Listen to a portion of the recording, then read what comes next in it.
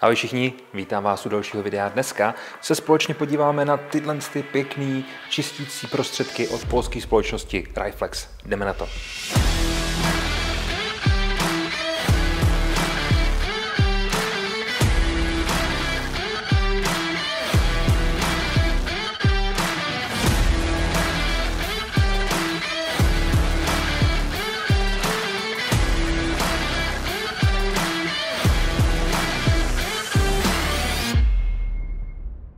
Společnost Riflex vznikla před několika lety spojením dvou společností. Jedna z nich byla CGS a druhá z nich byla CX80. Zatímco společnost CGS se zaměřovala především na státní zakázky, kdy dodávala jak americké armádě, tak polské armádě, do NATO dodávala různý čistící prostředky, tak společnost CX80 se zaměřovala především na výrobu různých chemikálií. Zatím se z ní stala prakticky jednička na trhu s chemickými prostředky v Polsku.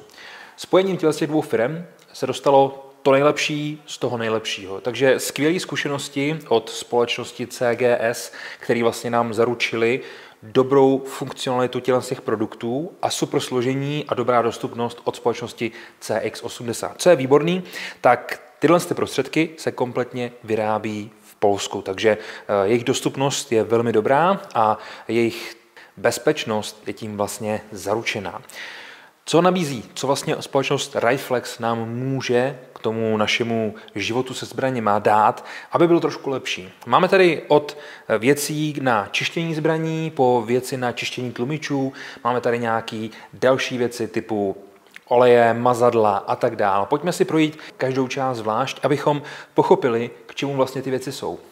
V okamžiku, kdy přijdeme ze střelnice, tak tu zbraň máme zkrátka znečištěnou. Je znečištěná všemi těmi spalinami, všemi tím karbonem a podobnými věcmi, které při té střelbě vznikají a usazují se právě například v hlavni, v nábojové komoře, v tlumiči a tak dále.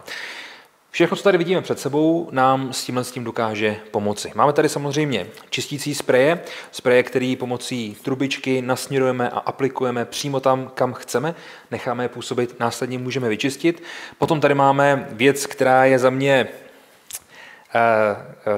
někdo se tomu bude smát, nicméně je to stlačený vzduch takhle v téhle pixle. Tam jde o to, že já sám si stlačený vzduch kupuju, nemám doma kompresor a používám to na čištění počítače, telefonu, čehokoliv takového, ale samozřejmě i zbraní, protože v okamžiku, kdy máte možnost a máte dostupnost něčeho takového, tak to čištění se zkrátka stává mnohem jednodušším, protože to nemusíte do nekonečna otírat, nemusíte to nějakým způsobem vyškrabovat a tak dále, stačí tam fouknout trošku vzduchu, ono to má fakt sílu a v pohodě vám to zabezpečí tu čistotu toho daného prostoru.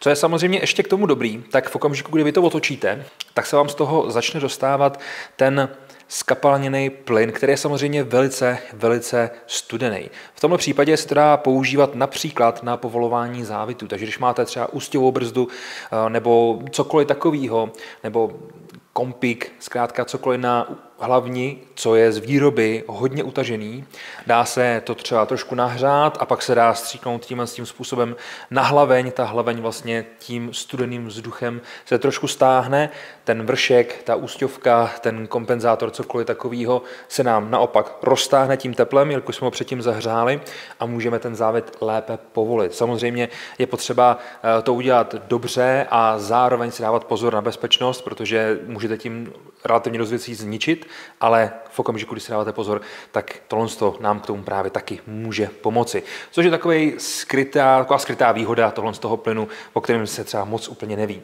Další věcí, co se mi líbí, je čistič na tlumiče. Tlumiče samozřejmě podléhají velkému znečištění po té střelbě. To znečištění často vede k tomu, že ten tlumič může rychleji odejít, jelikož tam o tom můžou vznikat vyšší teploty a tak dál. To čištění standardně bývá docela dost závislý na zahřátí. Takže v okamžiku, kdy vlastně vy chcete vyčistit tlumič, tak ho musíte nějakým způsobem ohřát, dát do něj nějaký čistící prostředek a tak dále. V tomhle případě to stačí jenom nastříkat, zůstane nám to v tom, pěkně se to vyčistí, pak to vypláchneme, můžeme to stříknout třeba tou vodou nebo tím vzduchem respektive a máme ten tlumič vyčištěný. Dobrý je, že to nezanechává žádný usazeniny, což je samozřejmě potřeba si říct.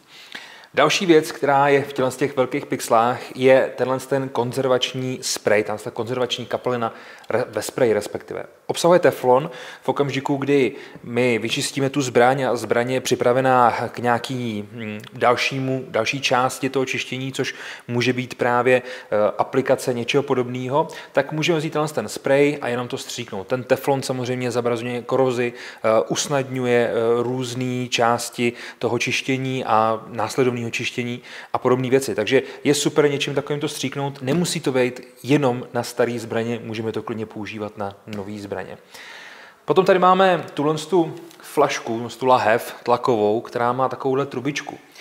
V okamžiku, kdy čistíte hlaveň, často se může stát, že když tam stříknete klasický sprej, tak vám to z toho bude vytýkat. Zkrátka stříknete to tam, ono to vyteče, nezůstane to tam, kde má, což může být problém. Tady tohle je aktivní pěna, stříknete to do hlavně, zároveň tady máme 60 cm dlouhou hadičku, takže věřím, že téměř všechny hlavně s tím se dají vyčistit.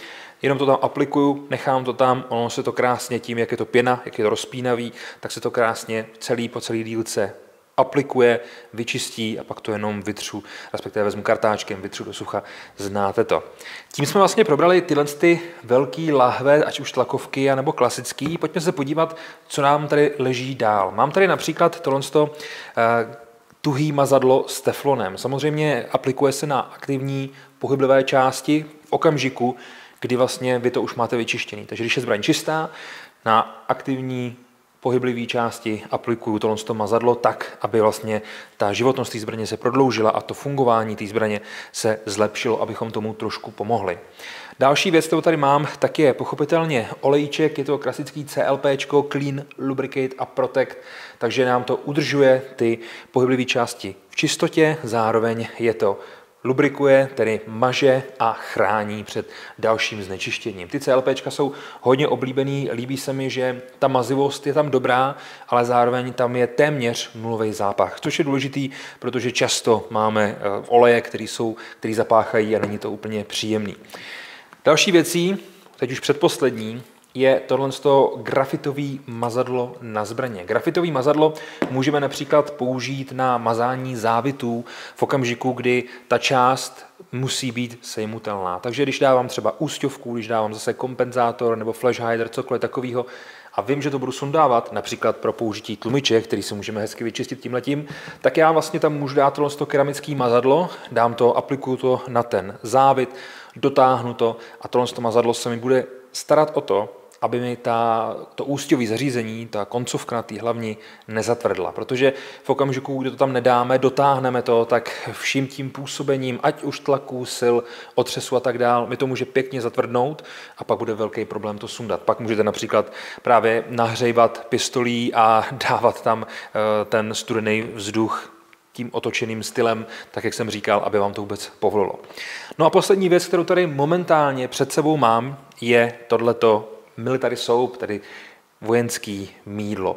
Vojenský mýdlo slouží k jedné prosté věci v okamžiku, kdy já uklidím tu zbraň, vyčistím ji a dám ji do trezoru, tak budu mít nejspíš pěkně zaneřáděný ruce, protože ten karbon a tyhle všechny věci a ty oleje a ty nečistoty se pěkně umějí zažrat pod nehty, umějí se zažrat do kůže, není to zkrátka nic příjemného.